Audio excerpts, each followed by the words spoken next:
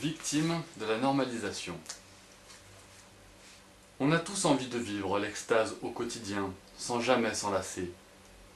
Certains vont suivre le troupeau, d'autres s'épanouir par leur créativité. Tout le monde cherche une forme de réussite, reflétant l'effort de l'éphémère, à soudoyer l'éternité. Malgré des décennies à vivre, on veut tout obtenir tout de suite, et sans effort. Sans prendre le temps de savoir ce qu'on veut réellement, et pourquoi. Comment en arrive-t-on à vouloir ressembler à d'autres, sans même chercher à se connaître soi-même? La normalité, est-elle une carence ou une extrapolation? La télé nous dit ce qu'on doit posséder pour pouvoir se sentir normal, ou pire, pour prétendre au bonheur. Peut-on se croire unique parce qu'on possède l'argent qui nous permet d'acheter, à travers un objet, une image?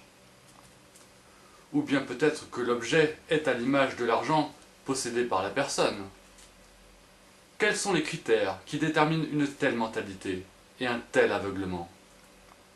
Qu'est-ce que la normalité devrait préférer? La course à la performance ou le goût des choses?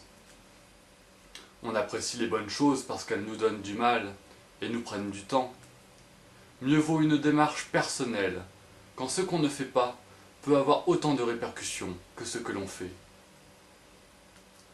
Laissant penser à certains qu'ils ne sont pas capables d'être heureux sans cette notion de possession. Quand leurs biens matériels sont l'apogée de ce qu'ils désirent de mieux dans la vie.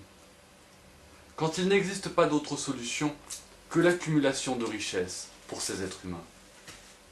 Victimes de l'apologie commerciale sur l'image. La mode existe-t-elle pour avilir la créativité d'hommes relativement intelligents? Ou bien a-t-elle fait l'éloge d'une créativité amputée par des idées trop relatives? N'y a-t-il pas un sentiment d'échec de la personnalité face à l'adversité? Par une telle banalisation de l'acceptation du fait que se ressembler permet de se croire accepté.